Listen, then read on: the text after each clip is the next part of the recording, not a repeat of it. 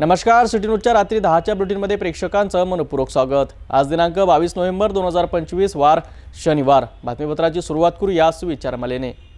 आयुष्यातील प्रत्येक अडथळा हा यशाच्या मार्गावरील एक पायरी आहे, तो ओलांडल्याशिवाय पुढे जाता येत नाही। आजचा सुविचार आपण बघितला। आता बघूया बातमीपत्रातील ठळक बातम्या।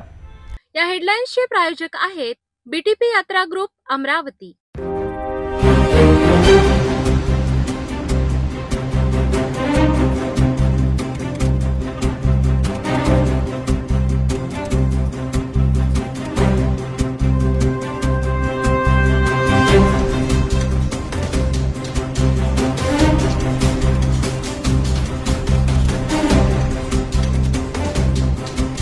ठळक बातमी बघितल्या। आता घेऊया एक छोटासा ब्रेक। शादी और ब्याह की शुरुआत आराधना साड़ी के साथ। Aradhana wholesale shopping mall L2 Beejland complex, Nandgaon Peth, Amravati, Jawahar road, Amravati. Break नंतर बघूया सविस्तर बातम्या।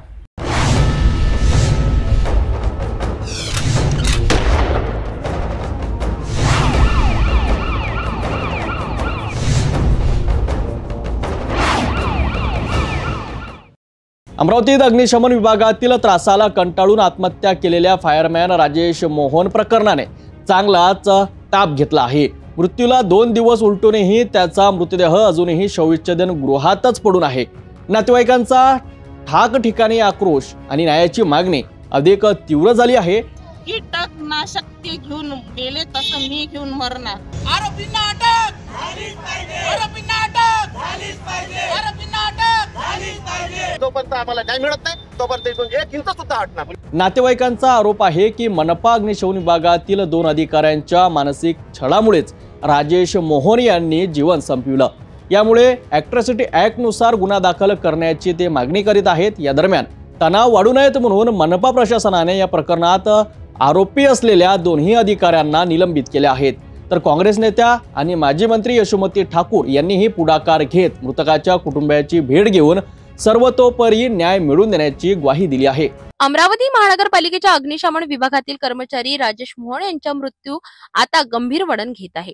मृत्यूला 2 दिवस उलटूनही मृतदेह शवविच्छेदन गृहातच ठेवण्यात आला असून नातेवाईक न्यायाच्या मागणीसाठी ठाम उभे आहेत। नातेवाईकांनी उघड आरोप केला आहे की विभागातील 2 वरिष्ठ अधिकाऱ्यांकडून सातत्याने मानसिक त्रास आणि गैरवर्तन होत होती। या छळाला कंटाळून राजेश मोहन यांनी आत्महत्येसारखा टोकाचा निर्णय घेतल्याचा आरोप कुटुंबियांनी केलाय। मी शीतल मोहन राजेश मोहन यांची वाईफ आहे। त्यांच्यावर खूप अत्याचार झालेला आहे। मी माझ्या मागण्या त्यांना सांगितल्या, आता करतो मग करतो, मला प्रेशराईज करून राहिले। मी आता पॉइझन घेतल्याशिवाय राहणार नाही। माझी अट हे आहे की त्याच्यावर अॅट्रॉसिटी ऍक्ट दाखल झाला पाहिजे। ते सगळे त्यांचे कायमस्वरूपी निलंबन झालं पाहिजे। आणि दुसरी गोष्ट, ते त्यांची सेटलमेंट लावून आम्हाला प्रेशराईज करून जर मानसिक त्रास जर मला देत असतील देऊन राहिले तर मी पॉइझन घेऊन इथं जीव देणार आहे। तोपर्यंत मी बॉडीला हात लावू देणार नाही। त्यांना न्याय भेटला पाहिजे। खूप त्याच्यावर अत्याचार केले, आमच्यावर एवढे अत्याचार होऊन राहिले याचा अर्थ त्यांना त्यांचा मर्डर आहे, मर्डर। राजेश भाऊंनी आधी काही घरी सांगितलं होतं का काय त्रास होता त्यांना? सगळं सांगितलं होतं, हे सगळ्याला माहित होतं। सगळे जण चुप आहे, काही सांगून नाही राहिले। तो म्हणते मी नाही सांगत, तो त्याला भेटे, तो त्याला भेटे। हे सगळे सगळं आहे यांचा प्लॅन आहे। हे सगळे एकत्र मिळालेले पोलिसाजवळ गेले की पोलीस त्यांच्याकडे आम्ही हे 7 वाजता कंप्लेंट करायला जातो, एफआयआर घ्या। ते आम्हाला सकाळी 4 वाजता आमच्या हातात एफआयआर आता नाही आहे, देत नाही। मशीन खराब झाली, हे सगळे सेटलमेंट करून राहिले। पण मी इथून हटणार नाही जोपर्यंत माझ्या मिस्टर यांना न्याय मिळत नाही, तोपर्यंत मी इथून हटणार नाही। जर माझ्यावर प्रेशर केला तर मी इथंच आहो आणि इथंच पॉइझन घेतल्याशिवाय ज्यांनी कीटकनाशक ते घेऊन मेले तसं मी घेऊन मरणार। मी इथून हटणार नाही, त्याच्यासाठी मला महिना लागला तरी चालणार। कुटुंबियांनी मागणी केली आहे की संबंधित आरोपी अधिकाऱ्यांवर SC ST अॅट्रॉसिटी ऍक्ट नुसार गुन्हा दाखल करण्यात यावा आणि राजेश मोहन यांना न्याय मिळावा। दरम्यान मनपा प्रशासनाने तात्काळ कारवाई करत 2 अधिकाऱ्यांना निलंबित केले, मात्र नातेवाईकांचा आक्रोश कमी झालेला नाही। परिस्थिती हाताळण्यासाठी काँग्रेस नेत्या व माजी मंत्री यशोमती ठाकूर यांनीही पुढाकार घेत मृतकाच्या कुटुंबियांना भेट दिली। त्यांच्या वेदना जाणून घेत न्यायासाठी आग्रही राहू अशी त्यांनी ग्वाही दिली। राजेश मोहन यांच्या मृत्यूमुळे अग्निशमन विभागातील राजकारण, वागणूक आणि कार्यपद्धतीवर गंभीर प्रश्न उपस्थित झाले आहेत। पासून शव पडलेला हे तर जे राजेश मोहन यांचं जे शव पडलेलं आहे हे परवाच्या दिवसापासून पडलेलं आहे। आमची अशी मागणी आहे, काल शोकांतिका आहे। शोकांतिका अशी की हे पूर्ण हा जो परिवार, आपला परिवार आहे, पीडित परिवार आहे, हा काल सकाळपासून इथे होता आणि आम्ही ठिय्या आंदोलन केलं। ठिय्या आंदोलन केल्याच्या नंतर त्यांनी 9:30 वाजता आयुक्त मॅडमनी त्या दोघांचं निलंबन केलं आहे। हे शोकांतिका आहे। हा न्याय मागायला, हा आपला पुरोगामी महाराष्ट्र आहे आणि आम्हाला न्याय मागायला या 9:30 वाजता आम्हाला न्याय मिळतो। त्याच्यातही आम्ही यांनी अॅट्रॉसिटी व्हावं याकरिता राजेश मोहन यांची कास्ट सर्टिफिकेट सुद्धा दिलेली, तरी सुद्धा आतापर्यंत यांच्यावर त्या आरोपीवर अॅट्रॉसिटी होत नाही। हा काय आहे, हा प्रकार आहे? हा आरोपींना वाचवायचा प्रयत्न चालू आहे। त्या दिवशी, परवाच्या दिवशी जेव्हा हे सर्व लोक 2:30 वाजेपर्यंत पोलीस स्टेशनला होते, बडनेरा 4 वाजेपर्यंत, 2:30-4 वाजेपर्यंत, तेव्हा आरोपी तिथं होता आणि तिथून पोलिसांना त्यांना पळून लावतात तर तुम्ही जा, जेव्हा तुम्हाला जर लागलं तुम्हाला आम्ही बोलावू। जोपर्यंत अॅट्रॉसिटीचा गुन्हा आरोपींवर होत नाही तोपर्यंत मी पीडितांनाही सांगतो की आम्ही राजेश भाऊंनी आत्महत्या का केली, काय नेमकं कारण? आत्महत्या करण्याचं कारण की त्यांच्यावर जातीवाद खूप त्रास होत होता, शिव्या देत होते त्यांच्यावर आणि या दोघांना जाताला कंटाळून त्रासून त्यांनी नाहक हा पवित्र हा मार्ग, कोणालाच वाटत नाही की आपण हे जग सोडून जावं, आपल्या परिवाराला सोडून जावं, पण हा शेवटचा पर्याय, कारण तो त्यांचा आत्मा त्यांना माहित की आपण काय करून आलो म्हणून, पण हा शेवटचा पर्याय तेव्हाच काळ मनुष्य घेतो की तुम्ही कधीपर्यंत बसणार आहात? जोपर्यंत आम्हाला या परिवाराला जेव्हापर्यंत न्याय मिळत नाही, आम्ही त्यांच्या खांद्याला खांदा, आमच्या दुःखात आम्ही पूर्ण सहभागी आहोत आणि सहभागी राहू। खांद्याला खांदा लावून जोपर्यंत आम्हाला न्याय मिळत नाही तोपर्यंत इथून एक इंच सुद्धा हटणार। पोलीस प्रशासनाने काय सांगितलं आपल्याला? पोलीस प्रशासनाने सांगितलं होतं, फक्त आश्वासन देऊन राहिले की आम्ही त्यांच्यावर कारवाई करू आणि त्यांचा आम्ही ते जात प्रमाणात त्यांचं, अरे तुम्ही हायकोर्टात सायटेशन आहे ना, हायकोर्टाचं सायटेशन आम्ही नाही म्हणत, सायटेशन असं म्हणतो की आधी गुन्हा दाखल करा नंतर चौकशी करा, तरी सुद्धा आम्हाला टाळा उडाउडीचे उत्तर देतात की तुम्ही कास्ट सर्टिफिकेट द्यायचं बोलव, यांचं बोलव, आम्ही दिला नाही ना कास्ट सर्टिफिकेट। अमरावतीत फायरमॅन राजेश मोहन यांना न्याय देण्याच्या मागणीने गेल्या 3 दिवसात मोठं स्वरूप घेतलं आहे। जातीवादाच्या आरोपामुळे उद्रेक झालेल्या या प्रकरणात अखेर आज मोठी कारवाई करण्यात आली आहे। बडनेरा पोलीस ठाण्यात अग्निशमन विभागातील 3ही वरिष्ठ अधिकाऱ्यांवर SC/ST अत्याचार प्रतिबंधक कायद्यान्वये गुन्हे दाखल झाले असून या घटनेने प्रशासनात खळबळ उडाली आहे। DCP गणेश शिंदे यांनी स्वतः माहिती देत ही कारवाई अधिकृतरित्या जाहीर केली। नातेवाईकांनी 3 दिवसांपासून मृतदेह स्वीकारण्यास नकार देत शवविच्छेदन कार्यालयाबाहेर आंदोलन सुरू ठेवलं होतं। आरोपी अधिकाऱ्यांवर गुन्हे दाखल करणे आणि त्यांना निलंबित करण्याची मागणी करण्यात येत होती। अखेर न्यायाच्या दिशेने आज महत्त्वाचं पाऊल उचललं गेलं आहे। अमरावती शहरातील अग्निशमन विभागात धक्कादायक घडामोडी घडत असताना फायरमॅन राजेश मोहन यांच्या मृत्यूने निर्माण झालेल्या संतापाला आता कायदेशीर वळण मिळाले आहे। गेल्या 3 दिवसांपासून राजेश मोहन यांचे नातेवाईक आणि समाजातील अनेक कार्यकर्ते शवविच्छेदन कार्यालयाबाहेर ठिय्या ठेवून आंदोलन करत होते।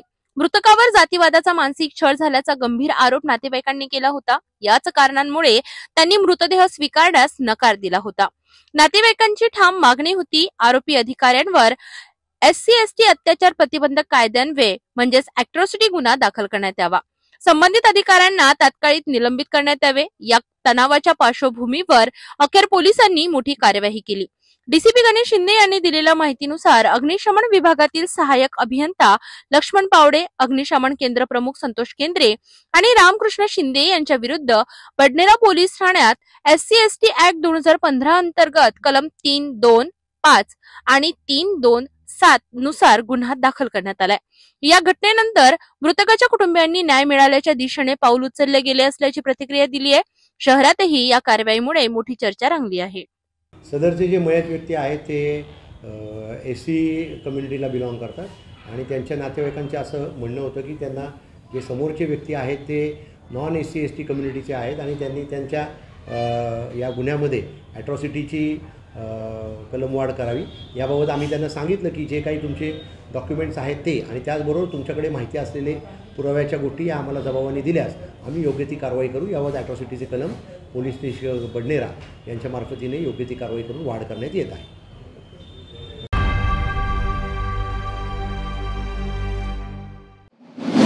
साईनगर प्रभागातील महावितरणाच्या निष्काळजीपणामुळे नागरिक अक्षरशः त्रस्त झाले आहेत. आज सकाळी 8 वाजल्यापासून या भागातील वीज पुरवठा बंद करण्यात आला, परंतु सर्वात धक्कादायक म्हणजे नागरिकांनी प्रत्यक्ष महावितरण कार्यालयात भेट दिली असता संपूर्ण ऑफिस बंद, मुख्य दरवाजाला कुलूप आणि संपर्कासाठी दिलेला मोबाईल नंबर देखील बंद. या निष्काळजी कारभारामुळे साईनगर प्रभागातील शेकडो नागरिकांचे काम ठप्प झाले असून कोणताही लोकप्रतिनिधी याबाबत पुढाकार घेत नसल्याने नागरिकांमध्ये संतापाची लाट आहे. साईनगर प्रभागात शनिवारी सकाळी 8 वाजल्यापासून लाईन बंद करण्यात आली. महावितरणकडून कोणताही पूर्वसंदेश, सूचना किंवा कारण देण्यात आले नाही. अचानक वीज पुरवठा खंडित झाल्याने विद्यार्थ्यांसह व्यावसायिक, कामगार, गृहिणी हे सर्वजण हैराण झाले. नागरिकांनी परिस्थितीची चौकशी करण्यासाठी महावितरण कार्यालयाचा रस्ता पकडला, मात्र तिथे जे दिसले ते धक्कादायक होते. मुख्य दरवाजाला कुलूप, कार्यालय पूर्णपणे रिकामे, कोणताही कर्मचारी उपस्थित नव्हता. नागरिकांनी संपर्कासाठी दिलेल्या मोबाईल क्रमांकावर फोन केल्यावर तो नंबरही स्विच ऑफ असल्याचे आढळून आले. या सगळ्या गोंधळात शासकीय अभियंता साबळेंचा पूर्ण संपर्क तुटलेला असल्याची माहिती नागरिकांनी दिली आहे. साहेब कधीच प्रतिसाद देत नाहीत, ऑफिसवर अनेकदा कुलूप असते, योग्य माहिती देण्यास कोणीही तयार नसते, अशा तक्रारी नागरिकांनी केल्या आहेत.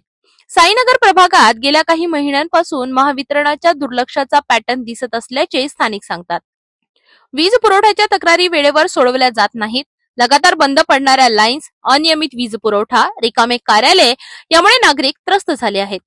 सर्वात आश्चर्य म्हणजे या गंभीर प्रश्नावर स्थानिक लोकप्रतिनिधीही शांत आहेत. समस्येवर कुणीच पाठपुरावा करत नसल्याने नागरिकांमध्ये प्रचंड नाराजी आहे. कामकाजाच्या वेळेतही बंद राहणारे महावितरण ऑफिस आणि संपर्कात नसलेले अधिकारी या निष्काळजीपणामुळे साईनगर परिसरातील शेकडो कुटुंबांना जबरदस्त त्रास सहन करावा लागत आहे. नागरिकांनी महावितरणच्या उच्च अधिकाऱ्यांकडे तातडीने दखल घेऊन जबाबदार अधिकाऱ्यांवर कारवाई करण्याची मागणी केली आहे.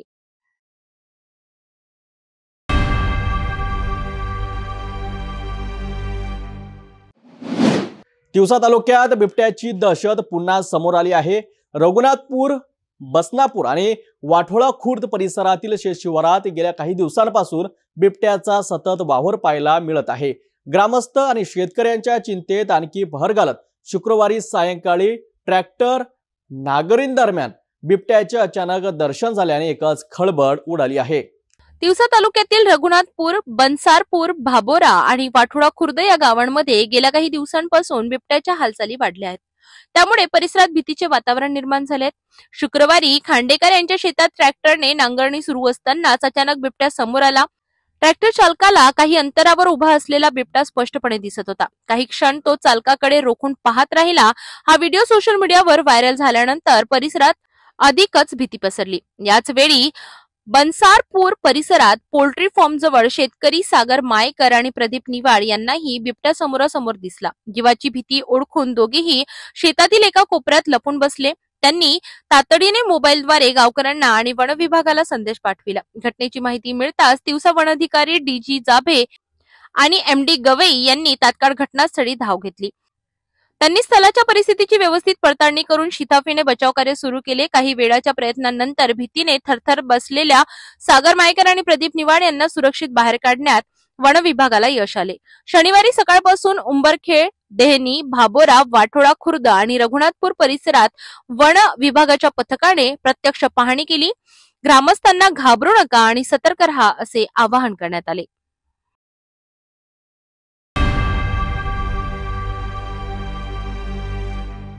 आगामी 2 डिसेंबरला धामणगावमध्ये मतदान होणार आहे आणि त्यासाठी राजकारण तापलं आहे.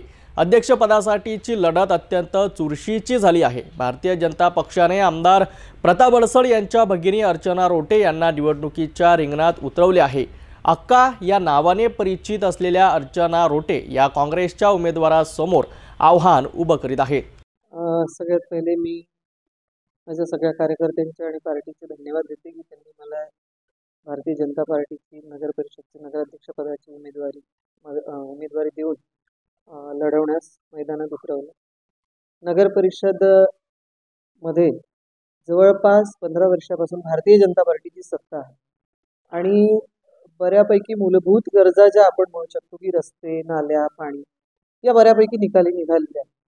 पण तरी मागच्या 15 वर्षामध्ये ज्या पद्धतीने विकासाचा मार्ग धरून आम्ही समोर आलो आहे, ती विकासाची गती अजून वाढवून पुढचा टप्पा गाठायचा सुद्धा या नंतरचा आमचा विचार आहे, मनोदय आहे. आणि ह्याच्यामध्ये आपल्याला शहराचा सर्वांगीण विकास कसा करता येईल, म्हणजे झालेलाच आहे पण अजून त्याचा पुढचा टप्पा आम्ही गाठणार आहोत. ह्याच्यासाठी महिलांचं सशक्तीकरण हा मुख्य मुद्दा असेल आणि त्यांना घर बसल्या 2 पैसे कसे मिळतील यासाठी क्लस्टर धामणगावमध्ये उभारणार हा आमचा एक महत्त्वाचा अजेंडा असणार आहे. त्याच्यानंतर बेरोजगार तरुणांना गावामध्ये जर उद्योगधंदा आणून त्यांना इथेच काम देता आलं, जसं की मागे मधल्या काळामध्ये आमचे आदरणीय आमदार प्रतापदादा अडसड यांनी सोलारचा एक प्रोजेक्ट सरकारसमोर ठेवला होता आणि प्रत्येक ठिकाणी छोटे छोटे सोलरचे प्रोजेक्ट उभारण्यात आले आहेत, जेणेकरून तिथल्या शेतकऱ्यांना आता वीज मिळते आणि सोबतच तिथल्या स्थानिक जे कार्यकर्ते आहेत, स्थानिक नागरिक आहेत, स्थानिक मुलं आहेत, त्यांना तिथे काम पण मिळतं. तर अशाच पद्धतीने पुढे सुद्धा आपल्याला ग्रामीणच्या असो किंवा आपल्या शहरातले जे पण तरुण आहेत जे पुणे मुंबईकडे जातात त्यांना तिकडे न जाऊ देता इथे कसा रोजगार देता येईल याचा आपला प्रयत्न असणार आहे.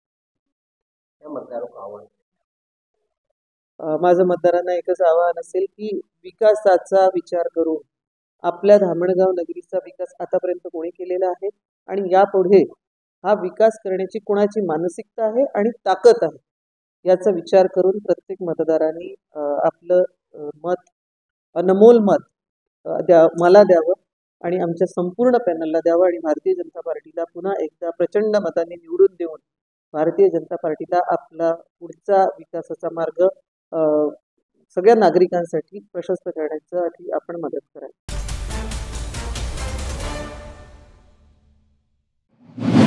चांदूर शहराच्या विकासाबाबत नागरिकांमध्ये भावना व्यक्त होताना दिसत आहेत.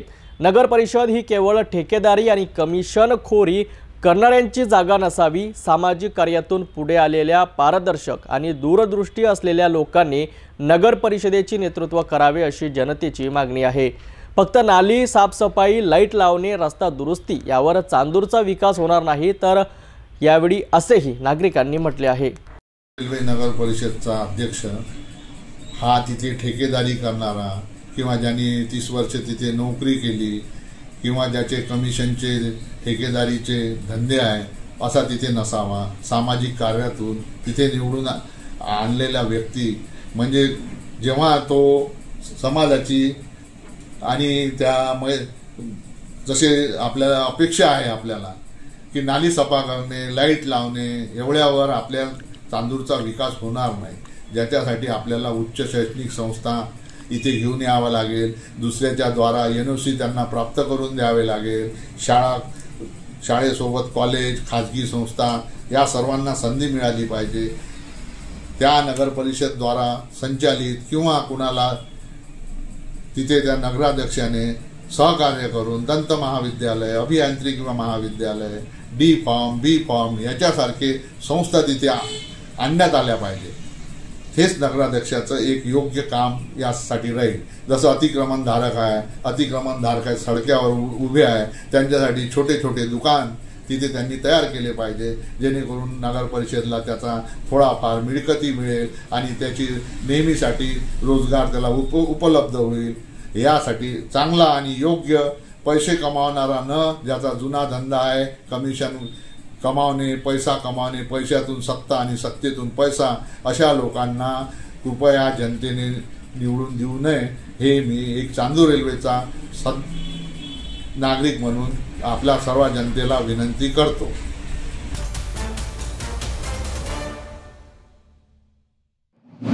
आता शासकीय कार्यालयांमध्ये लोकप्रतिनिधींना सन्मानाची वागणूक मिळालीच पाहिजे. आमदार, खासदार यांच्या भेटीदरम्यान अधिकाऱ्यांनी कसं वागावं याबद्दल राज्य सरकारनं गुरुवार 21 नोव्हेंबर रोजी एक नवा आणि अत्यंत महत्त्वाचा शासन निर्णय जारी केला आहे.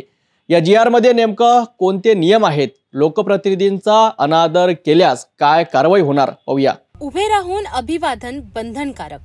कोणताही आमदार किंवा खासदार कार्यालयात असल्यास संबंधित अधिकारी आणि कर्मचाऱ्यांनी त्यांच्या जागेवर उभे राहून त्यांना अभिवादन करणे आणि ते परत जातानाही त्यांना सन्मानाने निरोप देणे आता बंधनकारक करण्यात आले आहे. शिष्टाचार आणि आदरयुक्त भाषा. लोकप्रतिनिधींशी फोनवर बोलतानाही अधिकाऱ्यांनी अत्यंत आदरयुक्त भाषा आणि शिष्टाचाराचे पालन करणे आवश्यक आहे. त्वरित मदत आणि कर्तव्य. अधिकाऱ्यांनी आमदार खासदारांचे म्हणणे काळजीपूर्वक ऐकून घेऊन त्यांना त्वरित मदत करणे हे त्यांचे कर्तव्य असणार आहे. लोकप्रतिनिधींच्या भेटीसाठी आणि त्यांच्या कामाचा आढावा घेण्यासाठी दर महिन्याच्या पहिल्या आणि तिसऱ्या गुरुवारी 2 तासांचा वेळ राखीव ठेवण्याच्या सूचना सर्व विभाग प्रमुखांना देण्यात आल्या आहेत. शासकीय कार्यक्रमाच्या निमंत्रण पत्रिकेत प्रोटोकॉलनुसार आणि अचूकपणे लोकप्रतिनिधींची नावे छापली जाणे अनिवार्य आहे. स्थानिक कार्यक्रमांसाठी मंत्री, पालकमंत्री, स्थानिक आमदार, खासदार, महापौर, जिल्हा परिषद अध्यक्ष आणि सरपंच या सर्वांना सन्मानाने आमंत्रित करणे बंधनकारक आहे. GR मधील मार्गदर्शक सूचनांचे पालन न करणाऱ्या अधिकाऱ्यांवर कारवाई होण्याची शक्यता असल्याचे बोलले जात आहे. राज्य सरकारने जारी केलेला नवा आणि महत्वाकांक्षी शासन निर्णय हा GR मुळे शासकीय कार्यालयांमध्ये लोकप्रतिनिधींना योग्य मान सन्मान मिळेल अशी अपेक्षा व्यक्त केली जात आहे. अधिकाऱ्यांसाठी शिष्टाचार आणि प्रोटोकॉल पाळणे आता बंधनकारक झाले आहे.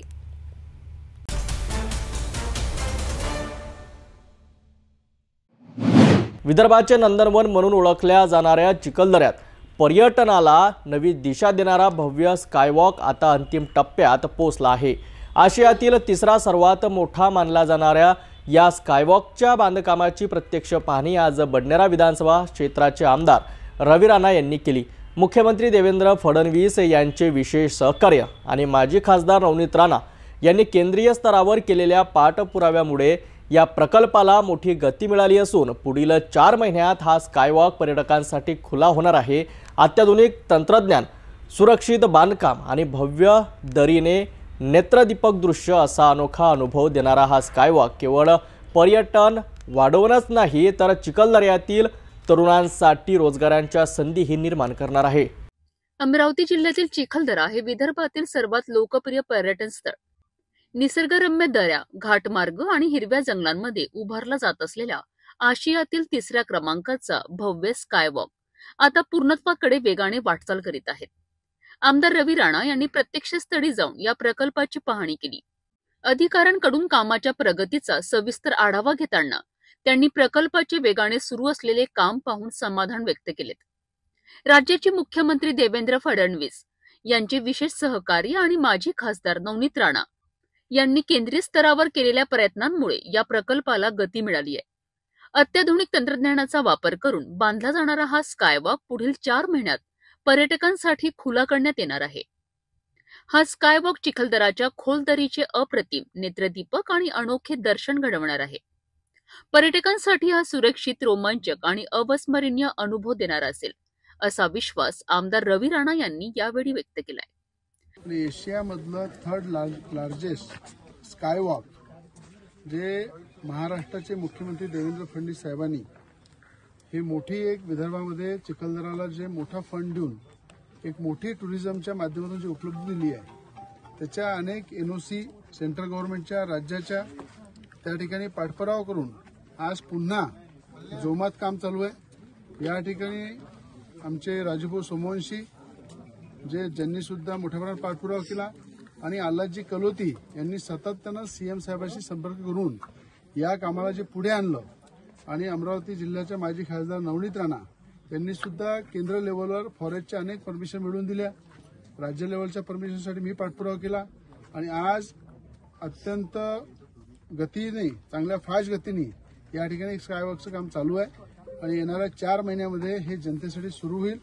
पण मला विश्वास आहे येणारी नगरपालिका जी आहे त्या ठिकाणी मुख्यमंत्र्यांच्या विचाराची, ज्या ठिकाणी भाजपचं पूर्ण पॅनल हे खऱ्या अर्थानं बहुमताने निवडून येईल आणि हे भाजपचं पॅनल येणं मुख्यमंत्र्यांची ताकद वाढवणे आणि मुख्यमंत्र्यांचं लक्ष वेधण्यासाठी, चिखलदऱ्याच्या विकासासाठी हे भाजपचं पूर्ण पॅनल संपूर्ण चिखलदऱ्याच्या जनतेने निवडून दिलं पाहिजे. कारण की चिखलदरा हे आपल्या विदर्भातलं नंदनवंत आहेच, पण या पर्यटन स्थळामुळं या ठिकाणी अनेक लोकांना रोजगार मिळेल. या ठिकाणी मोठ्या प्रमाणात पाण्याची व्यवस्था मोठ्या प्रमाणात केली जाईल. स्कायवॉकच्या माध्यमातून एशियामधला हा 3rd लार्जेस्ट स्कायवॉक याचं खऱ्या अर्थानं उद्घाटन झाल्यानंतर या ठिकाणी आणखी चिखलदऱ्याची मोठ्या प्रमाणात वैभव वाढेल आणि याच्या उद्घाटनाला आम्ही सगळे मुख्यमंत्र्यांना आणू आणि मुख्यमंत्र्यांच्या शुभ हस्तेच याचं लोकार्पण करू. नवीन नगरपालिकेच्या माध्यमातून राजूभाऊ सोमवंशी हे नगराध्यक्ष बनतील आणि या ठिकाणी आमचे आल्हादभाऊ कुलवती उपाध्यक्ष बनतील. यांच्या नेतृत्वामध्ये सीएमच्या उपस्थितीत याचं उद्घाटन करू. स्थानिकांसाठी हा प्रकल्प रोजगार निर्मितीचे मोठे साधन ठरणार असून पर्यटनाशी संबंधित व्यवसाय, गायडिंग, हॉटेल्स, होमस्टे आणि इतर सुविधांना मोठी मागणी निर्माण होणार आहे. स्कायवॉक सुरू झाल्यानंतर चिखलदरा हे पर्यटन नकाशावरील अधिक आकर्षक केंद्र बनणार असून विदर्भातील निसर्ग पर्यटनाला नवी दिशा मिळणार आहे. दर्यापूर नगरपालिका निवडणुकीत एक धक्कादायक परिस्थिती समोर आली आहे. निवडणूक चिन्ह अद्याप न मिळाल्याने अपक्ष उमेदवार अक्षरशः अडचणीत सापडले आहेत. राजकीय पक्षाचे उमेदवार मात्र आपले निश्चित चिन्ह घेऊन बॅनर, पोस्टर, अगदी साऊंड सुद्धा वापरत प्रचाराची जोरदार सुरुवात केली आहे. मात्र अपक्ष उमेदवारांकडे अधिकृत चिन्हे नसल्याने ते प्रचार कसा करणार हा गंभीर प्रश्न निर्माण झाला आहे. यावर नगराध्यक्ष पदाच्या अपक्ष उमेदवारांच्या पतींनी निवडणूक अधिकाऱ्यांकडे औपचारिक तक्रार दाखल केली आहे. दर्यापूर नगरपालिकेच्या निवडणुकीचे वातावरण चांगले तापले असताना एक विचित्र प्रशासकीय प्रक्रियेने अपक्ष उमेदवारांची मोठी गोची केली आहे.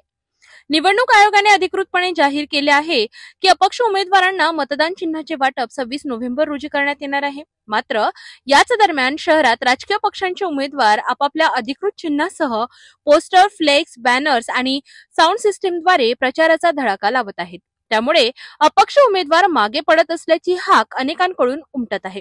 नगराध्यक्ष पदाच्या एका अपक्ष महिला उमेदवाराच्या पतीने निवडणूक प्रशासनाकडे तक्रार करून प्रश्न उपस्थित केला आहे. चिन्ह मिळण्यापूर्वी अपक्ष उमेदवार प्रचार करणार तरी कसा? आमच्याकडे अधिकृत चिन्ह नाही, मग पोस्टर, फ्लेक्स कसे लावायचे? ही तक्रार आता निवडणूक विभागापर्यंत पोहोचली असून प्रशासन यावर कोणती भूमिका घेते हे पाहणे महत्त्वाचे ठरणार आहे. दरम्यान मतदारांमध्येही यामुळे संभ्रम निर्माण झाला असून अपक्ष उमेदवारांच्या संधीवर त्याचा परिणाम होण्याची शक्यता नाकारता येत नाही. दर्यापूर नगरपालिकेमध्ये निवडणुकीची सुरुवात झाली असून या ठिकाणी नामांकन अर्ज वापस घेण्याचा काल शेवटचा दिवस होता. आज दिनांक 22 नोव्हेंबर रोजी या ठिकाणी काही नगरसेवक पदाचे उमेदवार, नगरसेविका यांचे पतीसुद्धा आलेले आहे. यांनी खंत व्यक्त केली आहे की त्यांना अद्यापही या ठिकाणी निवडणूक चिन्ह मिळाले नाही आणि निवडणूक चिन्ह मिळाल्या नसल्यामुळे ते प्रचार करणार तरी कसं. जे राजकीय पक्षाचे उमेदवार होते त्यांनी आपली बॅनरबाजीसुद्धा वार्डामध्ये सुरू केली आहे. अशा परिस्थितीमध्ये दिनांक 26 नोव्हेंबरला या उमेदवारांना निवडणूक चिन्ह मिळणार आहे. काय यांच्या प्रतिक्रिया जाणून घेऊ. नाव नारायण चिंतामण डोले. माझी पत्नी नगर परिषदमध्ये अपक्ष या उमेदवारीकडे अर्ज दाखल झालेला आहे. अर्ज दाखल करताना खूप साऱ्या अडचणी आल्या, कारण मी सक्रिय कार्यकर्ता एक गोरगरीब जनतेतला आहो. आता स्वतंत्र जे पक्षाला जे निवडणूक चिन्ह मिळालेले आहे, जसं धनुष्यबाण, सेना, कमळ, पंजा, आता हे यांनी बॅनरबाजी, पोस्टरबाजी चालू झालेली आहे. सकाळी एक भोंगा पण लागलेला होता. तर मी जेणेकरून एक सामान्य गरीब आहो, आता 4 दिवसात अपक्षाची माझी चिन्ह मिळणार आहे. तर आता माझं चिन्ह मिळाल्यानंतर मी 4 दिवसामध्ये काय करावं. दर्यापूर नगरपालिका निवडणुकीत काँग्रेसच्या मंदाकिनी सुधाकर भारसाकडे यांच्या प्रचाराने जोरदार गती पकडली आहे. शहरात 25 पैकी सर्वच वार्डांमध्ये काँग्रेसचा पंजा ठळकपणे दिसत असून नागरिकांमध्ये बदलाची उचल-पाचल जाणवत आहे. सहकार नेते सुधाकर पाटील भारसाकडे यांनी सिटी न्यूजशी खास बोलताना सांगितले की दर्यापूरकरांनी या निवडणुकीत काँग्रेसला स्पष्ट पाठिंबा देण्याचा निर्धार केला आहे. दर्यापूर नगरपालिका निवडणुकीत काँग्रेसकडून मंदाकिनी सुधाकर भारसाकडे यांना उमेदवारी जाहीर होताच शहरात काँग्रेसची तत्परता वाढलेली पाहायला मिळत आहे. काँग्रेसचे सर्व पदाधिकारी आणि कार्यकर्ते प्रभागनिहाय जनसंपर्क करत असून घराघरात जाऊन मंदाकिनी यांच्या विकासाच्या दृष्टिकोनाची माहिती देत आहेत. सहकार क्षेत्रात राज्यभरात ओळख असलेले सुधाकर भारसाकळे स्वतः प्रचार मोहिमेत उतरले आहेत. त्यांच्या सहकार नेटवर्कमुळे कृषी उत्पन्न बाजार समितीचे पदाधिकारी, खरेदी विक्री संघाचे संचालक आणि शेकडो कार्यकर्ते दररोज रस्त्यावर उतरून प्रचार करीत आहेत. मंदाकिनी भारसाकळे यांना मिळणारा पाठिंबा दिवसेंदिवस वाढत असून काँग्रेसच्या गटात मोठी चळवळ निर्माण झाली आहे. सिटी न्यूजशी बोलताना सुधाकर भारसाकळे यांनी सांगितले की दर्यापूर शहराचा विकास, महिलांसाठी सुरक्षित वातावरण आणि सहकार पद्धतीने प्रशासन चालवण्याची क्षमता मंदाकिनी ताईंकडे आहे. म्हणूनच संपूर्ण सहकार बांधव आणि काँग्रेस एक दिलाने त्यांच्या सोबत उभा आहे. पुढे ते म्हणाले, दर्यापुरात आम्ही कायमच्या विकासाला प्राधान्य दिलं. खासदार बळवंत वानखडे असो किंवा महाविकास आघाडीचे उमेदवार गजानन लवटे, दर्यापूरचा विकास होईल यासाठी आम्ही एक भूमिका निभावली आहे. आता जनता नगराध्यक्ष पदासाठी योग्य व्यक्तीची निवड करेल. या प्रचार मोहिमेमुळे दर्यापूर राजकारणात उत्सुकता वाढली असून काँग्रेसचा उमेदवार या निवडणुकीत ताकदीचा प्रतिस्पर्धी ठरणार हे स्पष्ट दिसतंय. मी मंदाकिनी सुधाकरराव भारसाकळे. मी दर्यापुरांच्या सर्वांगीण विकासाकरिता महिलांचे प्रश्न सोडणार. काँग्रेस पंजाला मत द्यावे, विकासाला मत द्यावे. दर्यापूर नगरपालिका निवडणुकीच्या पार्श्वभूमीवर काँग्रेसमध्ये मोठी चळवळ पाहायला मिळत आहे. अमरावती जिल्ह्यातील ब वर्ग नगरपालिकेतील या निवडणुकीत भारतीय राष्ट्रीय काँग्रेसकडून सौ मंदाकिनी सुधाकर भारसाकळे यांनी उमेदवारी मिळाल्यानंतर संपूर्ण काँग्रेस कार्यकर्ते एकदम उत्साहात दिसत आहेत. सहकार क्षेत्रातील महत्त्वाचे नेते असलेले सुधाकर भारसाकळे हे स्वतः रस्त्यावर उतरले असून सहकार क्षेत्रातील सर्व मोठे नेते, कृषी उत्पन्न बाजार समितीचे सभापती, खरेदी विक्री नेते हे सर्वजण प्रभागनिहाय प्रचारात दिसत आहेत. यावर सुधाकर भारसाकळे आणि काँग्रेस पदाधिकारी यांनी सिटी न्यूजशी केलेल्या संवादात काय सांगितले, पाहूया आमचा हा विशेष रिपोर्ट. दर्यापूर नगरपालिका निवडणुकीची सरगर्मी वाढत असतानाच काँग्रेसच्या उमेदवार मंदाकिनी सुधाकर भारसाकळे यांच्या प्रचाराने मोठी गती पकडली आहे. शहरातील सर्व 25 वार्डांमध्ये काँग्रेसचे प्रचार दौरे जोरदार सुरू असून नागरिकांमध्ये काँग्रेसला वाढता प्रतिसाद मिळताना दिसत आहे. दर्यापूरमध्ये जिकडे तिकडे पंजाच अशी चर्चा जनतेत रंगली आहे. सहकार नेते सुधाकर पाटील भारसाकळे यांनी सिटी न्यूजशी बोलताना सांगितले की दर्यापूरकरांनी यावेळी निवडणुकीची धुरा स्वतःच्या हाती घेतली आहे आणि शहराच्या विकासासाठी काँग्रेसला पाठिंबा देण्याचा निर्णय स्पष्टपणे घेतला आहे. काँग्रेस सत्तेत आल्यानंतर दर्यापूर शहरातील महत्त्वाची कामे जशी की भूमिगत गटार योजना, मुख्य रस्ते दुरुस्ती, नाल्यांची व्यवस्था आणि संपूर्ण शहराची स्वच्छता प्राधान्याने पूर्ण केली जातील असे त्यांनी सांगितले. 2016च्या निवडणुकीत 130 बॅलेटची गिनती न करता निवडणूक निकालावर परिणाम झाल्याचा आरोपही त्यांनी केलाय. त्यावेळी आमच्यावर अन्याय झाला, परंतु यावेळी आम्ही रेकॉर्ड ब्रेक विजयाची तयारी केली आहे असा ठाम दावा सुधाकर भारसाकळे यांनी केलाय. शहरातील जनता बदलाच्या शोधात असून त्यामुळे काँग्रेसच्या बाजूने वारा जोरात वाहताना दिसत आहे. पालिकेमध्ये यावेळेस भारतीय राष्ट्रीय काँग्रेस पूर्ण जोमाने, ताकदीने या निवडणुकीमध्ये उतरलेली आहे. या ठिकाणी सहकार नेते सुधाकरराव भारसाकळे जे काँग्रेसचे ज्येष्ठ नेते आहेत, त्यांनी आपल्या सौभाग्यवती मंदाताई भारसाकळे यांना मैदानात उतरले आहे. एकूणच जाणून घेऊया या दर्यापूरच्या विकासासाठी काय विजन आहे आणि कशी आपली उमेदवारी आहे. निश्चितच आता पक्षाला सर्व उमेदवार डिक्लेअर झाले. 25 नगरसेवक, 1 नगराध्यक्ष, सर्व उमेदवार प्रचाराला लागले आणि लोकांचा भरपूर असा चांगला प्रतिसाद प्रचारामध्ये मिळत आहे. या दर्यापूर नगरीमध्ये जे आता नवीन वस्ती नगर परिषदमध्ये समाविष्ट झाले, मग ते साईनगरचा भाग असो की तिकडे टाटानगरचा भाग असो, खूप मोठा कामाचा बॅकलॉग आहे. आणि आधीचे सुद्धा जे प्रभाग आहेत त्या प्रभागामध्ये सुद्धा कामं झालेले नाहीत. जिथे कामं झाले, जिथे रोड होते त्या रोडवर रोड केले गेले, परंतु जिथे आवश्यकता होती तिथं दुर्लक्ष करण्यात आलं. त्यामुळं आता लोक चिडलेले आहेत.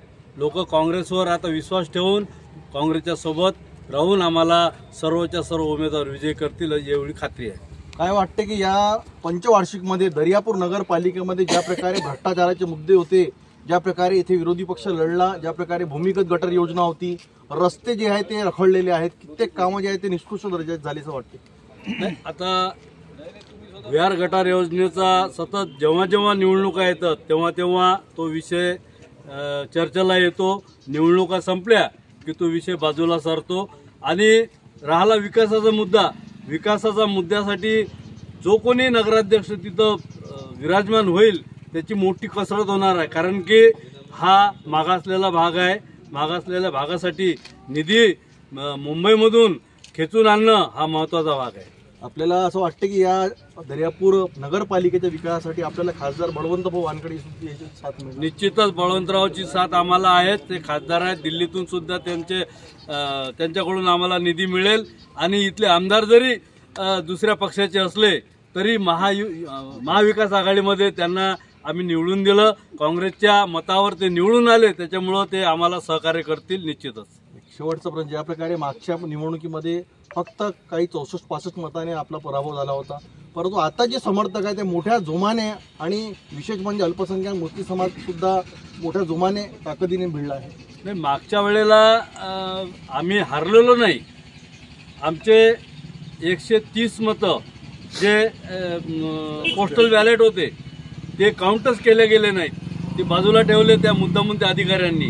नंतर आम्ही जेव्हा रिटोटल मागितलं तर त्यांनी सरळ सांगितलं की तुम्ही कोर्टात जा, आम्ही रिटोटल करू शकत नाही आणि रिझल्ट डिक्लेअर करून टाकला. आम्ही निवडून आलो होतो परंतु तरी आम्हाला पराभूत करण्यात आलं. काय म्हणणार की यावेळेस ज्या प्रकारे बेड कमी आहे आणि जनतेपर्यंत पोहोचण्यासाठी लोकांना खूप दिवस रात्र एक करावे लागत आहे. आम्ही तर प्रत्येकाच्या घरोघरी जाऊन डोर टू डोर प्रचार चालू आहे आणि आमचे जे पदाधिकारी आहेत, कार्यकर्ते आहेत, माझ्यासोबत सभापती सुनील पाटील गावंडे आहेत, आमचे बळवंतराव वानखडे आहेत, खासदार साहेब आणि सर्व आमच्या खरेदी विक्री संस्थेचे पदाधिकारी, कॉटन मार्केटचे पदाधिकारी सर्व माझ्यासोबत आहेत. काँग्रेसचे जे काही आमचे पदाधिकारी आहेत ते माझ्यासोबत आहेत आणि जोमानं प्रचार चालू आहे.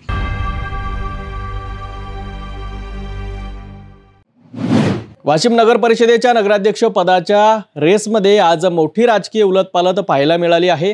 अनेक दिग्गज नेत्यांनी आपली उमेदवारी मागे घेतल्याने स्थानिक राजकारणात नाट्यमय घडामोडी घडत आहेत. ठाकरे शिवसेनेचे माजी उपजिल्हाप्रमुख नागोराव ठेंगडे आणि वाशिमचे माजी नगराध्यक्ष लक्ष्मणराव इंगोले यांनी अचानक निवडणुकीतून माघार घेण्याचा निर्णय घेतल्याने राजकीय समीकरणांमध्ये मोठे बदल घडण्याची चिन्हे दिसू लागली आहेत. नागोराव ठेंगडे यांनी पक्षातून नगराध्यक्ष पदासाठी उमेदवारी न मिळाल्याने सर्वप्रथम आपल्याच पदाचा आणि ठाकरे गटाचा राजीनामा दिला. त्यानंतर त्यांनी अपक्ष उमेदवार म्हणून भरलेलाही उमेदवारी अर्ज मागे घेत निवडणूक रेसमधून बाहेर पडत असल्याचे जाहीर केले आहे. आता ते कोणाला पाठिंबा देणार हा सर्वात मोठा प्रश्न स्थानिक राजकारणात चर्चेचा विषय ठरला आहे. विशेष म्हणजे ठाकरे गटाविरोधात बंडखोरी करत त्यांनी तब्बल केलेल्या अर्जावरून राजकीय वर्तुळात मोठी चर्चा रंगल्या होत्या. वाशिम नगर परिषदेच्या नगराध्यक्ष पदासाठीची निवडणूक चुरशीची होणार असे मानले जात होते. मात्र निवडणुकीच्या पार्श्वभूमीवर दोन अनुभवी आणि प्रभावी नेते मैदानातून बाहेर पडल्याने ही रेस अधिकच रोचक बनली आहे. ठाकरे शिवसेनेचे माजी उपजिल्हाप्रमुख नागोराव ठेंगडे हे स्थानिक पातळीवर मजबूत जनाधार असलेले नाव. नगराध्यक्ष पदासाठी पक्षाने उमेदवारी न दिल्याने त्यांनी संताप व्यक्त करत सर्व पदांचा राजीनामा दिला. त्यानंतर अपक्ष म्हणून अर्ज भरत बंडखोर भूमिकेत ते उभे राहिले होते. परंतु आता त्यांनी हा अर्जही मागे घेतल्याने अनेकांच्या भुवया उंचावल्या आहेत. आता ते कोणत्या गटाला किंवा उमेदवाराला पाठिंबा देतील यावर संपूर्ण वाशिम मध्ये राजकीय चर्चा सुरू आहेत. तर दुसरीकडे माजी नगराध्यक्ष लक्ष्मणराव इंगोले यांनी देखील अपक्ष म्हणून अर्ज भरला होता. पण अचानक त्यांनीही आपली उमेदवारी मागे घेतली. या दोन मोठ्या नेत्यांच्या माघारीमुळे सत्तेचे समीकरण ढवळून निघण्याची स्पष्ट चिन्हे दिसत आहेत. स्थानिक नागरिक आणि राजकीय निरीक्षकांच्या मते या दोघांची माघार अंतिम निकालावर मोठा परिणाम ठरू शकते. आता हे दिग्गज कोणाला खुले आणि गुप्त समर्थन देतात, कोणत्या गटाची बाजू मजबूत होते हे पाहणे अत्यंत महत्त्वाचे ठरणार आहे. नगराध्यक्ष पदाच्या रेसमध्ये आता नवीन गटजोड आखाड्या आणि रणनीती आखल्या जात आहेत. वाशिम मधील ही राजकीय नाट्यमयता निवडणुकीचा संपूर्ण प्रवाह बदलू शकते.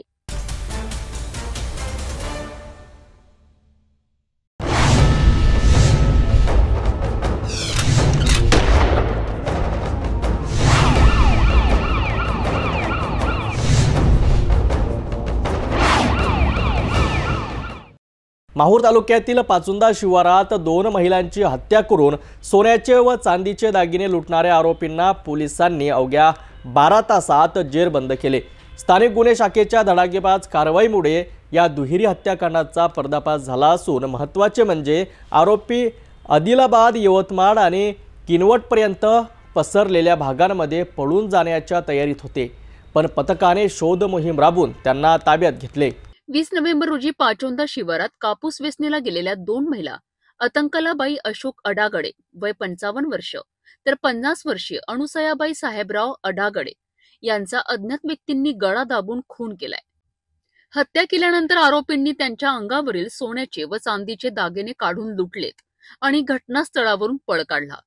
ही दुर्दैवी घटना समजताच वरिष्ठ पोलीस अधिकाऱ्यांनी तातडीने पाचोंदा गाठली।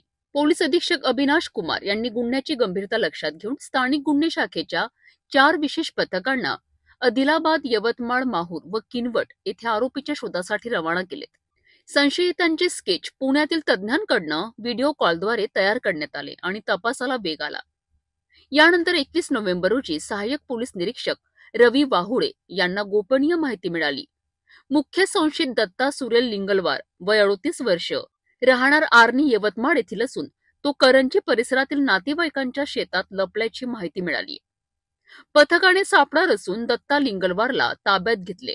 चौकशीत त्यांनी गुन्ह्याची कबुली देत आपल्या साथीदाराचे नाव सांगितले। यामध्ये 41 वर्षीय गजानन गंगाराम एरजवार राहणार गंगाजीनगर। पोलिसांनी तात्काळ गजाननलाही घरातून जेरबंद केलेत। दोघांकडून गुन्ह्यात वापरलेली मोटारसायकल, 2 मोबाईल जप्त करण्यात आले आहेत। या संयुक्त शोध मोहिमेत स्थानिक गुन्हे शाखा नांदेडचे पोलीस निरीक्षक उदय खंडेराय आणि त्यांच्या पथकाने महत्वाची भूमिका बजावली आहे। यवतमाळ पोलिसांनीही तपासात मोलाचे सहकार्य केलेत।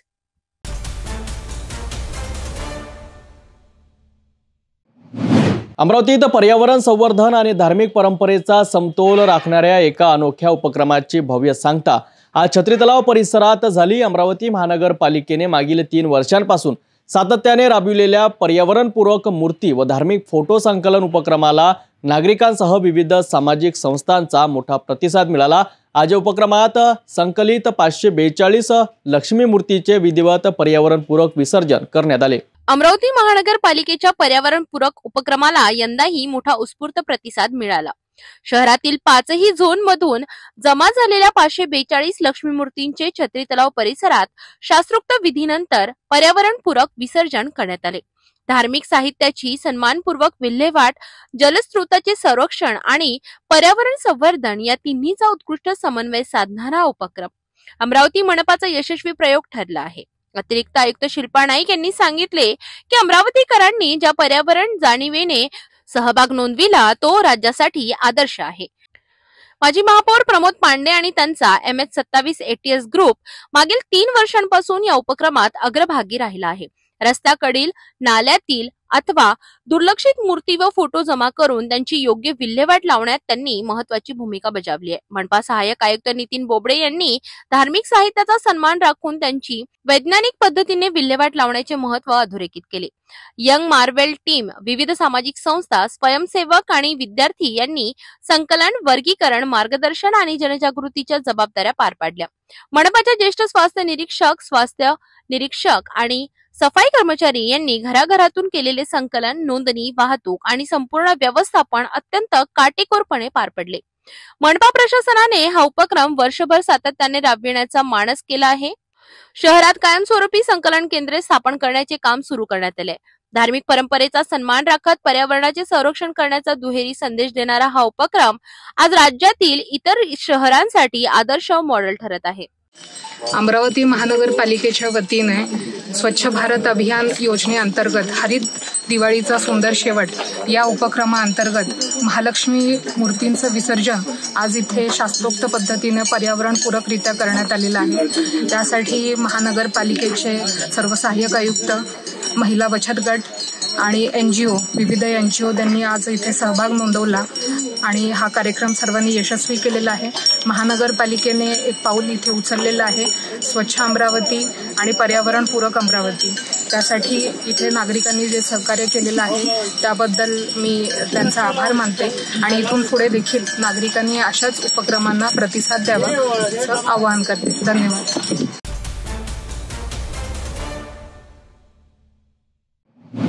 ताडोबा परिसरातून एक धक्कादायक घटना समोर आली आहे. नागपूर गोंदिया मार्गावर धावत असलेल्या BMW कारमध्ये अचानक भीषण आग लागली.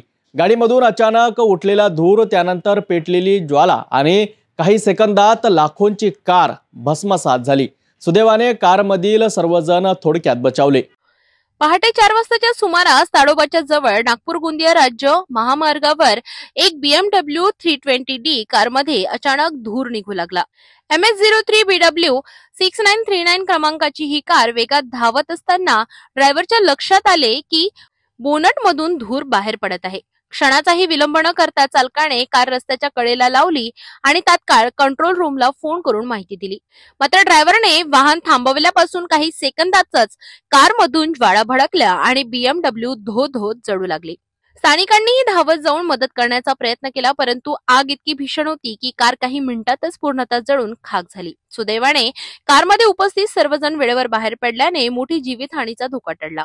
अचानक लागलेल्या या आगीचे कारण अद्याप स्पष्ट झालेले नाही. प्राथमिक अंदाजानुसार इंजिनमध्ये तांत्रिक बिघाड झाल्याची शक्यता वर्तविली जात आहे. वनक्षेत्राच्या आसपास ही घटना घडल्याने वनविभाग आणि पोलीस तातडीने घटनास्थळी दाखल झाले. घटनास्थळी अग्निशमन दलाने आग आटोक्यात आणली, परंतु तोपर्यंत लाखोंची BMW 320D पूर्णपणे जळालेली होती.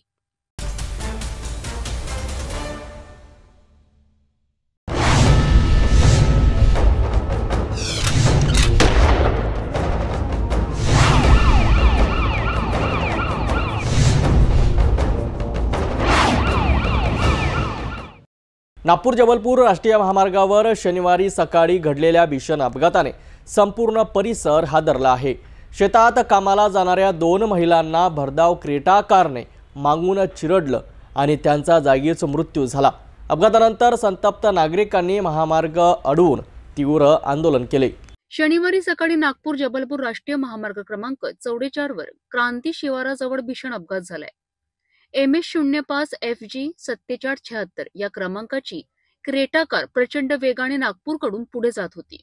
त्याचवेळी मंदा दिलीप उपासे व 49 वर्षीय आणि 41 वर्षीय प्रमिला राजेंद्र शेंद्रे दोन्ही रहिवासी कांद्री माइंड शेतकामासाठी खालच्या बाजूने पायी जात होते.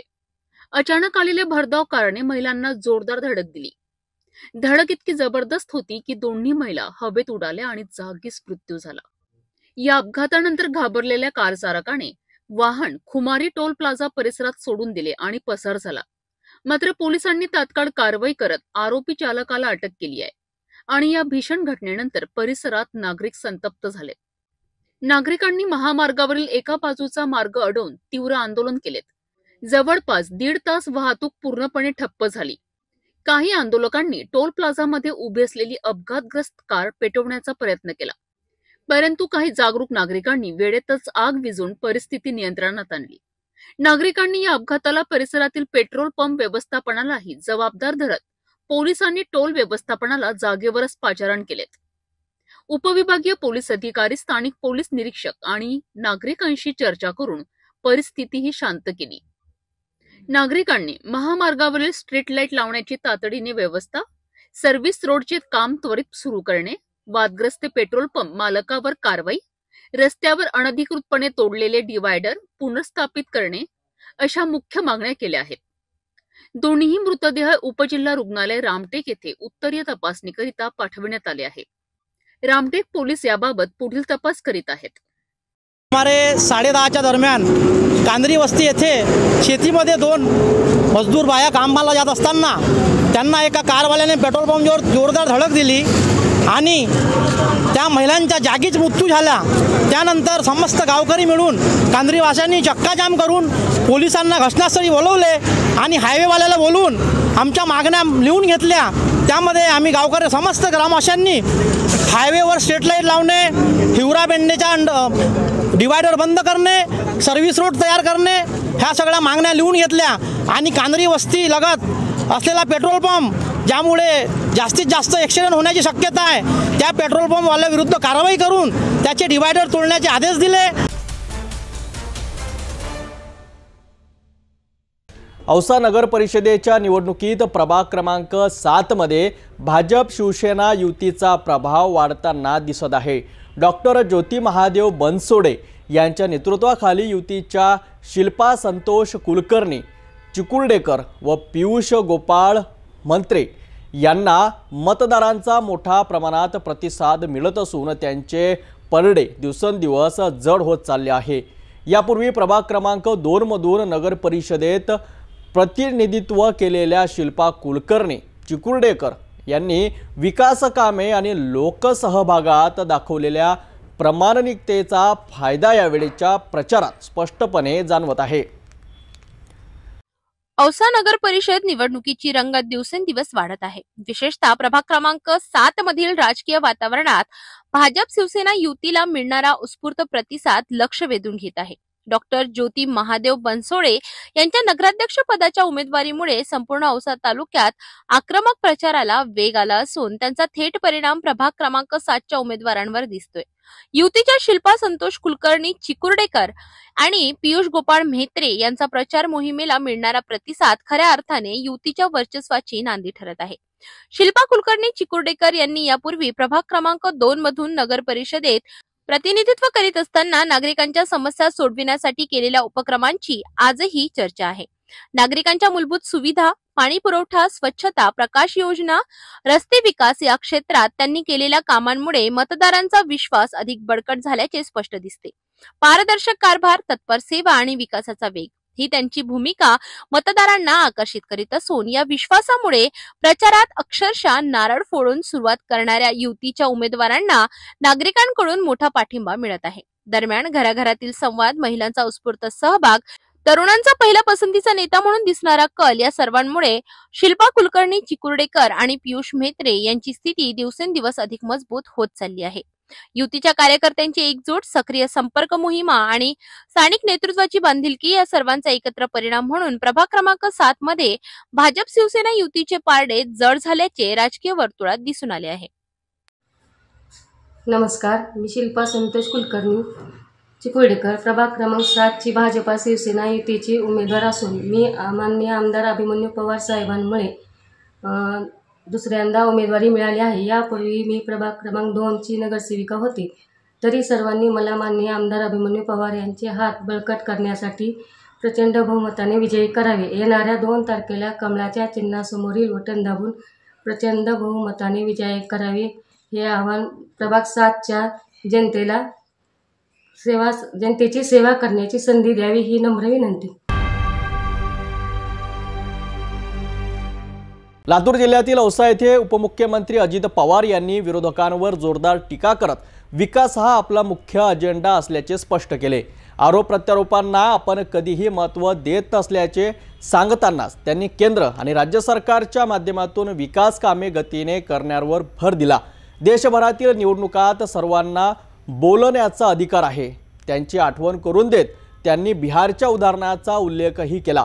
त्यासोबतच विरोधकांची अवस्था नाचता येईना अंगणवाकडे अशी झाल्याची टीकाही केली। लातूर जिल्ह्यातील औसा तालुक्यात उपमुख्यमंत्री अजित पवार यांच्या उपस्थितीत झालेल्या सभेत राजकीय घडामोडींना वेगळे वळण मिळाले। सभेत बोलताना त्यांनी सर्वप्रथम स्पष्ट केलं की मी आरोप प्रत्यारोपांना कधीच महत्त्व देत नाही, माझी भूमिका नेहमी विकासाच्या पाठीशी असते। केंद्र आणि राज्य सरकारच्या माध्यमातून मोठ्या प्रमाणावर विकास कामे सुरू असल्याचेही त्यांनी नमूद करताना सांगितले।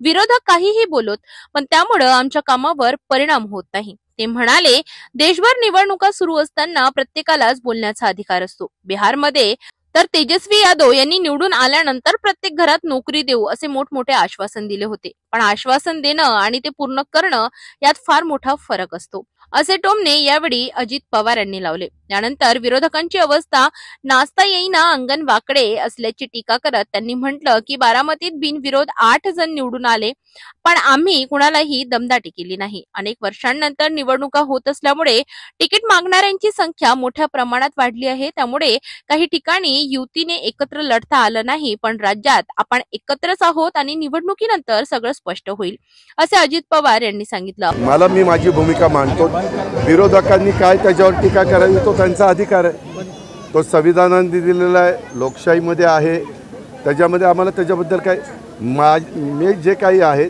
ती वस्तुस्थिती सांगतो. ह्याच्या उपर आरोप प्रत्यारोप तर त्या ठिकाणी होणार. मी आरोप प्रत्यारोपाला महत्त्व देत नाही, मी विकास कामाला महत्त्व देतो. आत्ता देखील तुम्ही माझं भाषण ऐकलं असेल, सकाळचं माझं तिकडं परतूरचं भाषण ऐकलं असेल.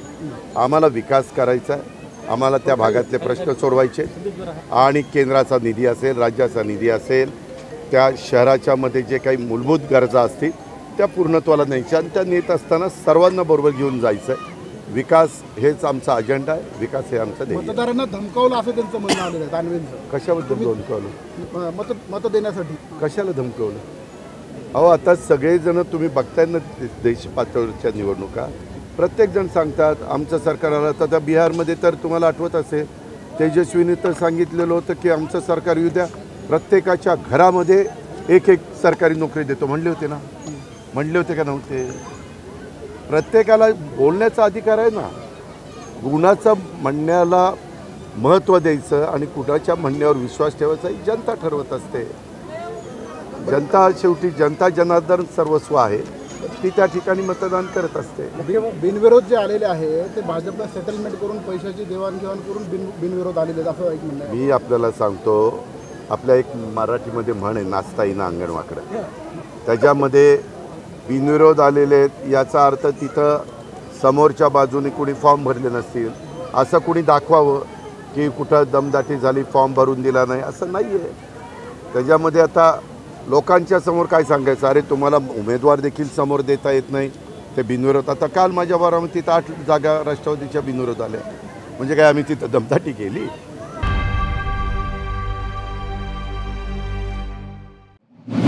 पुसद नगर परिषद निवडणुकीच्या जोरदार प्रचारात आता सोशल मीडियावर एका व्हिडिओने जोरदार खळबळ उडवली आहे. भाजपाचे निलय नाईक कथितपणे राष्ट्रवादीच्या उमेदवार मोहिनी नाईकांना मतदान करण्याचे आवाहन करीत आहेत असा दावा करत हा व्हिडिओ व्हायरल करण्यात आला आहे.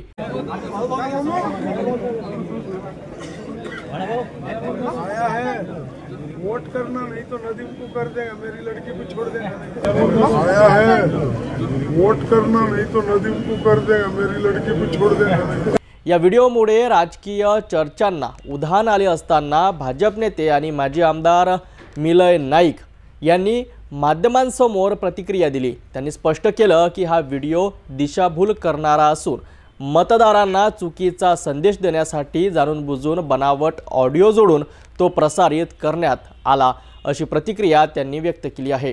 आणि आम्ही भाजपचे सगळे लोक भाजपच्या उमेदवार ह्याचा फॉर्म भरण्याकरता गेलो होतो. तिथं त्यांनी माझा आशीर्वाद घेतला पाया पडून आणि मी एका दुसऱ्या तिथं उभा असलेल्या एका समाजाच्या माझ्या मित्राला विचारलं की तू कोणाला मतदान करणार आहेस. म्हणजे जुने नगरसेवक आमचे मोहम्मद खान होते, तर त्यांनी सांगितलं मी यांना करणार आहे, डॉक्टर नदीमला नाही. म्हणलं ठीक आहे, असं तो प्रकार झालाय. परंतु काही मित्रांनी त्या क्लिपला मोडतोड करून त्याचं एडिट करून तेवढंच भाग चिपकवलं आणि हे अतिशय निषेधार्थ आहे की या लेवलला आपण राजकारण करत आहोत. मी भारतीय जनता पार्टीचे आमचे उमेदवार आमच्या अध्यक्ष आरती फुपाटेंच्या नेतृत्वाखाली निखिल अनिल चिद्दरवारचा फॉर्म भरायला गेलो होतो. सगळेच लोक होते आणि म्हणून अशा प्रकारचं खोडसाळपणा करून काहीतरी मला बदनाम करण्याचा प्रयत्न आहे. मी काल फेसबुकवरती आणि अनेक युट्यूबर्सवरती याचं स्पष्टीकरण दिलेलं आहे. मला विश्वास आहे पुसदची जनता निलय नाईकाला ओळखते. मी वसंतराव नाईक साहेबाचा नातू आहे. संस्कृती आहे, कोणी पाया पडायला आला तर आशीर्वाद देतो. आमचं उमेदवार, आमचं मत, आमची ताकद हे निखिल चिद्दरवार भारतीय जनता पार्टीच्या उमेदवारालाच आहे. अशा बदनामी करणाऱ्या लोकांवरती मला कीव येते, दया येते. प्रतिष्ठापणाला निश्चित लागले, पण कोणत्या व्यक्तीचं किती दखल घ्यायचं. माझे आजोबा कैलासवासी वसंतराव नाईक साहेब सांगायचे की दखल कोणाची घ्यायची आपण निर्णय घेतला पाहिजे. त्यांना आम्ही निश्चितपणे आधी विचार केला की कायदेशीर कारवाई झाली पाहिजे. परंतु असं आहे, हे छत्रपती शिवाजी महाराजांचं महाराष्ट्र आहे. वसंतराव नाईक साहेब, सुधाकर नाईक साहेब, हे काही गोष्टी विसरून पुढे चालायचं. मी त्याच कुटुंबातला आहे, पुढे जायचंय. असं आहे, राज्यमंत्री साहेबांना युती तोडली ते एका गोष्टीवर अडून होते की अध्यक्ष त्यांचं पाहिजे. भारतीय जनता पार्टीच्या अध्यक्ष आरतीताईंना आमचं एकमत झालं की अध्यक्ष भाजपचा व्हायला पाहिजे, पुसदची जनता आमच्या बरोबर आहे आणि म्हणून आम्ही अध्यक्षपदाची मागणी केली. आम्ही विधानसभेमध्ये त्यांना पूर्ण पाठिंबा दिला. परंतु आता आमची अशी अपेक्षा होती की नगराध्यक्ष आमचा व्हायला पाहिजे, पण आता त्यांना त्यांच्या घरातलंच नगराध्यक्ष द्यायचं होतं. हे सूर्यप्रकाश इतकं सत्य आहे म्हणून त्यांनी युती तोडली.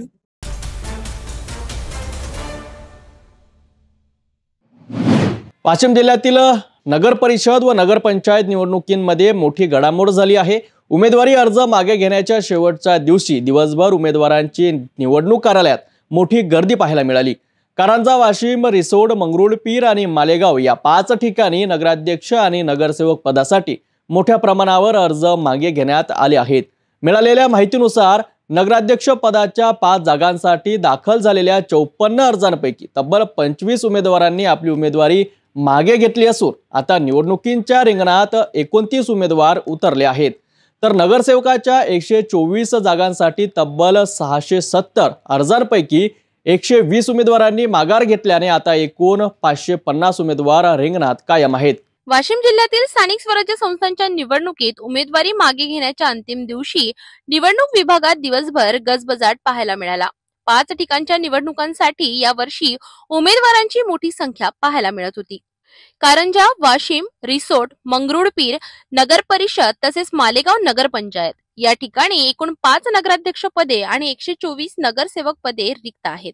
यासाठी सुरुवातीला नगराध्यक्ष पदांसाठी 54 उमेदवारांनी अर्ज दाखल केले होते. मात्र आढावा, चर्चासत्रे आणि पक्षातील समन्वय बैठका झाल्यानंतर 25 उमेदवारांनी माघार घेण्याचा निर्णय घेतला. त्यामुळे आता केवळ 29 उमेदवार निवडणूक रिंगणात कायम राहिले आहेत. तर दुसरीकडे नगरसेवक पदासाठी राहिलेल्या उमेदवारांच्या संख्येतही मोठी घट पाहायला मिळाली. सुरुवातीला दाखल झालेल्या 670 अर्जांपैकी एकूण 120 उमेदवारांनी अर्ज मागे घेतले असून आता 550 उमेदवार परस्पर स्पर्धेत राहिले आहेत. दरम्यान वाशिम नगर परिषदेच्या नगराध्यक्ष पदसंदर्भातील काही आक्षेप अद्याप न्यायालयात प्रलंबित असल्यामुळे विशेष परवानगीने या पदासाठी उमेदवारी अर्ज मागे घेण्याची अंतिम तारीख 25 नोव्हेंबर ठरविण्यात आली आहे. स्थानिक राजकारणातील समीकरणे या माघारीनंतर बदलण्याची शक्यता असून आगामी काही दिवसात प्रचाराला वेग येणार आहे.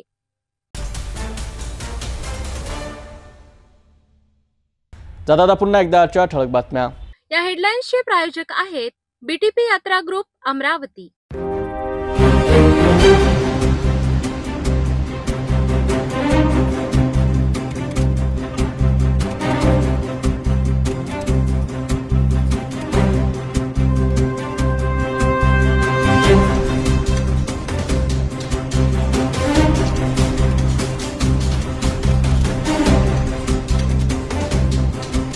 आपण आता सिटी न्यूज चॅनल आपल्या टीव्हीवर सुद्धा बघू शकता. यामध्ये next channel number 117, Jio channel number 872, GTP channel number 73, Fastway channel number 256 वर बघू शकाल. आता अमरावती जिल्ह्यानंतर विदर्भ आणि महाराष्ट्राचे दर्शक घरबसल्या आपल्या केबल टीव्हीवर सिटी न्यूज बातमी पाहू शकाल. यात Chhatrapati Sambhajinagar next set box number 14, Yavatmal set box number 12, Washim set box number 26, Nanded set box number 17, Mahur set box number 07, Akola RRC set box number 899 वर लवकरच आम्ही आपल्यापर्यंत पोहोचणार आहोत. जर आपल्या टीव्हीवर सिटी न्यूज चॅनल दिसत नसेल तर आपण आपल्या केबल ऑपरेटरशी संपर्क करू शकता. सिटी न्यूज केबलच्या व्यतिरिक्त यूट्यूब, फेसबुक, इंस्टाग्राम आणि ट्विटर सुद्धा बघू शकता. याकरिता सोशल मीडिया अकाउंट सबस्क्राईब करा, फॉलो करा, लाईक करा. यूट्यूब अकाउंट सबस्क्राईब करण्याकरिता सबस्क्राईब बटनला क्लिक करा आणि बेल आयकॉन दाबायला विसरू नका, कारण सर्वात आधी समाचार आपल्यापर्यंत पोहोचणार आहेत. तसेच सिटी न्यूजचे फेसबुक पेज लाईक करा, इंस्टाग्राम आणि ट्विटर हँडल फॉलो करा. आपण व्हॉट्सअपवर सुद्धा देऊन सुद्धा न्यूज प्राप्त करू शकता. ही बातमी तर एवढ्यावर थांबूया. पुन्हा भेटून घडामोडीसोबत. नमस्कार. हर खबर पर पैनी नजर, हर मुद्दे पर सटीक वार, यही है सिटी न्यूज की पहचान. जहाँ सच्चाई की आवाज दबाई जाती है, वहाँ सिटी न्यूज उठाता है सवाल. हर स्क्रीन पर, हर प्लेटफॉर्म पर हमारी मौजूदगी बोलती है.